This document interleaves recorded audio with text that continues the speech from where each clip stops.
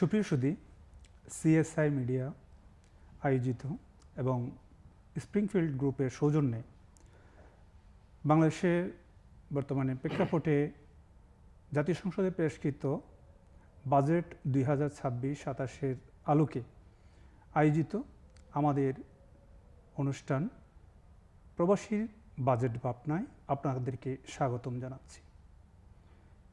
সম্মানিত শুধু আপনারা জানেন যে বাজেট একটি গুরুত্বপূর্ণ বিষয়, সেটি হোক দেশে কিংবা প্রবাসী। আমরা আমাদের মতো করে ভাবি, কিন্তু আমরা চিন্তা করি আমাদের এই বাজেট আমাদের জন্য কতটুকু উপকারী। আপনারা হয়তো জানেন বাজেট আমাদের জন্য কী দেয়, একটি বছরের খোরাক। সেই খোরাকটা মেটাতে গিয়ে আমরা হয়তো অনেক সময় বুঝতেই পারি না যে আমাদের উপর কর আসলো কি আসলো না, আমাদের বোঝা কি চাপলো কি চাপলো না, কিংবা আমরা কোন পথে এগিয়ে যাচ্ছি, আমাদের দেশ কোন পথে হাঁটছে, সেই কথাটি আমরা ব্যক্ত করতে পারি না।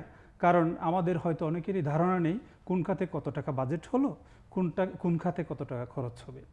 তো আজকে এই প্রবাসীর বাজেট ভাবনায় আমি আমাদের স্টুডিওতে আমন্ত্রণ জানিয়েছি একজন অতিথিকে। তিনি আজকে আমাদেরকে প্রবাসীর যে বাজেট ভাবনা তা সম্পর্কে কিছুটা অবহিত করবেন। আমি পরিচয় করে দিচ্ছি আমাদের আজকের সম্মানিত অতিথিকে। আমাদের স্টুডিওতে উপস্থিত আছেন জনাব জসিমউদ্দিন, তিনি সিইও স্প্রিংফিল্ড গ্রুপের। প্রবাসীদের কাছে একটি চেনা মুখ। জনাব জসিমউদ্দিন, আপনাকে আমাদের স্টুডিওতে স্বাগত জানাচ্ছি। ধন্যবাদ আপনাকেও আমাদের এই সুন্দর অনুষ্ঠানে এসে আপনি আমাদেরকে অলংকৃত করলেন। আসলে বাজেট নিয়ে ভাবনা বলতে আমরা জানি বাজেট একটি গুরুত্বপূর্ণ বিষয় বাংলাদেশের অর্থনীতিতে এবং বিশ্ব অর্থনীতিতে। বাংলাদেশের ইতিহাসে যে সর্বোচ্চ বাজেটটি পেশ করা হলো, সেই বাজেটের আলোকে আমরা কি পাচ্ছি? আমরা হয়তো দেশে বসে বলতে পারি আলু তরকারি পেঁয়াজ রসুন আদা 7টা জিনিসের দাম কমলো, খুব ভালো কথা। কিন্তু দাম কমার পরেও যে আমরা ঋণী থেকে যাচ্ছি সেই কথাটি কি আমরা জানি? আমি আমাদের অতিথির কাছে প্রশ্ন রাখব যে আপনার চোখে বাজেটকে আপনি কিভাবে মূল্যায়ন করবেন? এখন আমরা প্রবাসীদের জন্য আদৌ কি এই বাজেট আমাদের কোনো উপকারে আসবে? আমরা প্রবাসীতে এমনি শুনি আমাদের জন্য সব বাজেট, এটা বাজেট করা হয়েছে, ওইটা বাজেট করা হয়েছে। আদৌ তো আমাদের কোনো কাজে আসবে কিনা এটা আপনারা ভালো বলতে পারবেন। তবে আমার দৃষ্টিতে যে এবারের বাজেট মোটামুটি প্রবাসীদের নিয়ে যেহেতু 3-4টা আলোচনার মধ্যে রাখছে, এটার জন্য সবাইকে ধন্যবাদ যে এবারের বাজেটে আমরা প্রবাসীদের একটু মূল্যায়ন করছে। হয়তো আগামীবার আরও ভালো হবে আমাদের প্রবাসীদের জন্য। ধন্যবাদ আপনাকে, আপনি আপনার আলোকপাত করেছেন। আসলে যদিও আমি আপনাকে এক কথাই বলতে বলি, এই বাজেট কি প্রবাসী বান্ধব? আমার মনে হচ্ছে না এটা আমাদের প্রবাসীদের জন্য আদৌ কি কাজে আসবে এটা আমি বুঝতে পারতেছি না। তবে যদি এটা ইমপ্লিমেন্ট হয় ভালো হবে। যে আমি আলাপ শুনলাম এই প্রবাসী কার্ড আদৌ আমাদের কি লাভে আসবে এটা এখনো প্রবাসীরা বুঝতে পারতেছে না। ইভেন আমরাও জানতে পারতেছি না এটা আমাদের কি কাজে আসবে। তবে এটা যদি প্রপার ইমপ্লিমেন্ট করে সবার নলেজে থাকে তাহলে ইনশাল্লাহ ভালো হবে ফিউচারে। আচ্ছা, যেহেতু আপনি প্রবাসী কার্ড নিয়ে বললেন, সেক্ষেত্রে আমি বলবো শুধু প্রবাসী কার্ড কি একজন প্রবাসীর জন্য যথেষ্ট? আমার মনে হয় না। একটি কার্ড দিয়ে কি হবে, কি লাভবান হবে? কিছুই হবে না। এখন এইটার এই উপকারিতা অপকারিতা সম্বন্ধে তো এখনো এটা আমাদের জানা নাই। আমাদেরকে এটার প্রপারলি জানাইতে হবে যে এই প্রবাসী কার্ড দিয়ে আমরা কি করতে পারবো। আমরা প্রবাসে আছি, আমাদের কোনো একটা জমি জমা প্রবলেম হইলে আমরা কোনো রেফারেন্স দিতে পারবো কিনা, এই কার্ডের এত নাম্বার মেম্বার আমাদের এই জমিগুলো প্রবলেম করতেছে, আমরা তো প্রবাসে আছি, আমাদেরকে একটু হেল্প করেন, এই ধরনের কিছু তো করতে হবে। অর্থাৎ এটার কি সুবিধা, কি আপনি আমরা বুক করতে পারবো, এটা তো আমাদেরকে এক্সপ্লেইন করতে হবে। জি, সম্মানিত সুধী, আপনাদেরকে জানিয়ে রাখি আমাদের এই অনুষ্ঠান এক পর্বে সীমাবদ্ধ নয়, আমরা এটা কন্টিনিউলি করব। আমাদের স্ক্রলে দেওয়া নাম্বারে আপনারা যারা এখানে এই অনুষ্ঠানে উপস্থিত হয়ে আপনাদের অভিব্যক্তি প্রকাশ করতে চান, আমাদের দেওয়া নাম্বারে আপনারা যোগাযোগ করতে পারেন। এবং যারা যে কোনো প্রতিষ্ঠান আমাদের এই অনুষ্ঠানকে আপনারা যদি সৌজন্য করতে চান, স্পন্সর নিতে চান, তাও আমাদের স্কুলে দেওয়া নাম্বারে আপনারা যোগাযোগ করতে পারেন। যে কথায় আসছিলাম আমরা, আমাদের অতিথির প্রতি আমার প্রশ্ন হচ্ছে, বাজেটে প্রবাসীদের জন্য কি কি সুবিধা থাকা প্রয়োজন বলে আপনি মনে করেন? আমি মনে করি প্রথমে প্রবাসীদের জন্য বাজেটে রাখা দরকার, এখান থেকে যত প্রবাসী, অনেক প্রবাসী আছে অসুস্থ অবস্থায়, এদের ট্রিটমেন্টের ব্যবস্থা কিন্তু এখানে অনেক হসপিটাল আছে যেগুলা পে করতে পারে না। তো এটা আমাদের প্রবাসীদের জন্য, যেহেতু এই একটা লোক যদি 20 বছর আমাদের এখানে পরিশ্রম করে, ও রেমিটেন্স পাঠায় দেশে, তো দেশের জন্য তো অনেক কিছু করছে। ওর বিপদের অবস্থায় আমরা দেশ সাপোর্ট করতে হবে, বাজেটে এগুলো থাকতে হবে। আর এখান থেকে অনেক প্রবাসী টার্মিনেটেড হয়ে যায়, ক্যান্সেল হয়ে চলে যায়। নাও রিসেন্টলি অনেক জব হারাচ্ছে কিন্তু প্রবাসীরা। এই প্রবাসীরা যাতে দেশে গিয়া ওদের জন্য একটা বাজেট থাকে, যে ওরা কোনো একটা প্রতিষ্ঠান করতে পারে, কোনো একটা কর্মসংস্থান হয় ওদের, বা কোনো না কোনো ওই বাজেটে যাতে ওদের কোনো না কোনো লাভ হয়, এই বাজেটটা তখন কাজে আসবে। যদি ক্ষতিগ্রস্ত প্রবাসীর কাজে আসে, এমনি আমরা যারা সবাই সচ্ছল আছে, ব্যবসা বাণিজ্য যাদের ভালো, যাদের কাজ ভালো আছে, ওদের তো আসলে বাজেটের সাথে আমরা রিলেটেড না। জি, কিন্তু সম্মানিত আমি অতিথি, চাচ্ছি কি, আপনাকে একটা ক্লাস করতে চাই। ক্ষতিগ্রস্ত প্রবাসীগুলা যাতে আমাদের গভর্নমেন্ট একটা বাজেট করে ওদের জন্য কর্মসংস্থানের, জি ব্যবসায়িক লোন, যে কোনো ওয়েতে, যাতে ওরা এখান থেকে যাওয়ার পর যাতে ওরা নিঃস্ব হয়ে না যায়, গভর্নমেন্ট থেকে একটা ফ্যাসিলিটি পায়।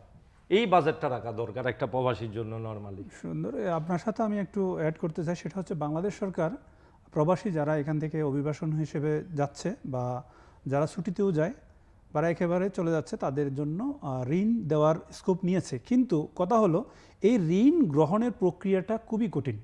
না,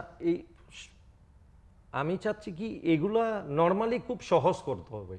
আমরা তো শুনতেছি এইটা লোনের ব্যবস্থা করছে, ওই প্রবাসীদের ইজিলি ভিসা হইলে দুবাই আসার জন্য বা বিভিন্ন দেশে আসার জন্য গভর্নমেন্ট লোন দেয়। আদৌ তো দেখি যে খুব প্রবাসীকে জিজ্ঞেস করলে কেমনে আসছে, গড়ের 2টা গরু ছিল বিক্রি করে আসছি, কারো মায়ের গয়না বিক্রি করে আসছে। কেন? এটা যদি গভর্নমেন্ট দেয়, ওগুলো বিক্রি করে আসলো কেন? নিশ্চয় ওরা ওই ফেসিলিটি পাচ্ছে না কিন্তু। জি জি, আপনি কি মনে করেন না যে যেখানে শতভাগ পাওয়ার কথা সুবিধা, সেখানে সে শুধুমাত্র 10% সুবিধা পাচ্ছে, 90% লোক সেই সুবিধাটা পাচ্ছে না? হয়তো হইতে পারে। তো আমি চাচ্ছি 10% হয়তো যার কানেকশন ভালো বা ফোর্স দিয়া করতে পারতেছে, আমি চাচ্ছি অল এভারেজ যাতে এই সুবিধাটা পায়। একটা দুর্বল লোকও এই সুবিধা পাক, সবল লোকও এই সুবিধাটা পাক। যে আমার কোনো এক জায়গায় সোর্স লাগবে, ওখানে আমি সোর্স ইউজ করে আমার ফেসিলিটিটা নিব, কিন্তু ওই ফেসিলিটি সবাই পাবে না। এটা তো সুবিধা হইল না। জি জি, ধন্যবাদ আপনার। আসলে প্রবাসীদের জন্য যারা চিন্তা করেন বা প্রবাসীদেরকে নিয়ে যারা ভাবেন, বাংলাদেশি অভিবাসন হোক, সেটা যে কোনো দেশের অভিবাসিত কর্মী হোক, তাদের নিয়ে যদি আপনারা চিন্তা করে থাকেন বা আপনাদের যে ধ্যান ধারণা, আপনাদের যে আমি বলবো পরামর্শ, সেটা এসে আমাদেরকে দিতে পারেন। আমাদের স্টুডিওতে এসে আপনি আপনার আলোচনা করতে পারেন। আমি আপনাদেরকে আমন্ত্রণ জানাবো, কারণ বাংলাদেশি কমিউনিটি নয়, শুধু বিশ্বের সকল দেশের কমিউনিটি যারা আছেন, আপনারা এসে আমাদেরকে আপনাদের বক্তব্য দিতে পারেন। আমি যাচ্ছি এখন আলোচনার বিষয়ে। আমাদের যে কথা, সেটি হচ্ছে প্রবাসীদের রেমিটেন্স যোদ্ধা স্বীকৃতি দেওয়ার ব্যাপারে আপনার মতামত কি? যা নিয়ে অনেক দিন ধরে আলোচনা হচ্ছে। প্রবাসীরা তো অরিজিনালি রেমিটেন্স যোদ্ধা। এখন গভর্নমেন্ট স্বীকৃতি দিলে ওরা আর একটু উপকৃত হইল, পুরস্কৃত হইল। আমি মনে এটা মুখে বলা হয়, কিন্তু আসলে বাস্তবে খাতা কলমে মুখে বলা না, এটা এটারে যদি কার্যকর করে আমাদের দেশের কোনো ক্ষতি হবে না, বরং ভালো হবে, কারণ ওরা অরিজিনালি রেমিটেন্স যোদ্ধা। যে এটা সাংবিধানিক স্বীকৃতি দেওয়া হোক, এদের এই স্বীকৃতি দিতে দ্বিধা কেন আমি বুঝতেছি না। এটা যত তাড়াতাড়ি ইমপ্লিমেন্ট করা যায় সবার জন্য ভালো। আমি মনে করি আপনার বক্তব্য আমাদের সরকার পর্যন্ত পৌঁছাবে। কর্তৃপক্ষ এটা নিয়ে ভাববেন যে আর প্রবাসীদেরকে রেমিটেন্স যোদ্ধা স্বীকৃতি দেওয়া খুবই কম সময়ের মধ্যে হবে, আশা করি ইনশাআল্লাহ। ধন্যবাদ আপনাকে। প্রবাসীর রেমিটেন্স চালিকা শক্তি হলেও প্রবাসীরা অবহেলিত। এ ব্যাপারে আপনার মতামত কি? কেন তারা অবহেলিত? প্রবাসীরা এখান থেকে টাকা দিচ্ছে, রেমিটেন্স পাঠাচ্ছে, তাদের ঘামের পয়সা পাঠানোর পরও তারা সব জায়গায় অবহেলিত কেন? আমি বুঝতে পারতেছি না এই প্রবাসীরা কেন দেশে অবহেলিত। তারা এয়ারপোর্টে লাঞ্ছিত হয়, তারা কোনো অফিসে গেলে তাদেরকে প্রবাসী হিসেবে সবসময় দুর্ব্যবহার করা হয়, কেন তারা প্রবাসী না হলো? এটা এটা মনে হয় এখন আস্তে আস্তে একটু চেঞ্জ হচ্ছে, আগের মতো না। এখন আমি রিসেন্টলি দেখলাম এয়ারপোর্টে ওরা মোটামুটি চেষ্টা করতেছে। আসলে তো এই এটা তো একদিনে আর চেঞ্জ করা সম্ভব না। আপনি আমি যতই বলি না প্রবাসীদের রেসপেক্ট দাও, তো রেসপেক্ট তো আলটিমেটলি আমরাও কিন্তু ওদের সাথে বিহেভটা রেসপেক্টের মতো করে করে আসতে হবে। যে আমরাও মনে করি যে আমি প্রবাসী, আমি এয়ারপোর্টে নেমে যদি আমি একটা যে ট্রলি টানে ওরও মিসবিহেভ করে তুই করে ডাক দিই, এটা তো ঠিক না। কিন্তু রেসপেক্ট দিতে গেলে আপনি আপনি রেসপেক্ট নিতে গেলে দিতেও হবে কিন্তু।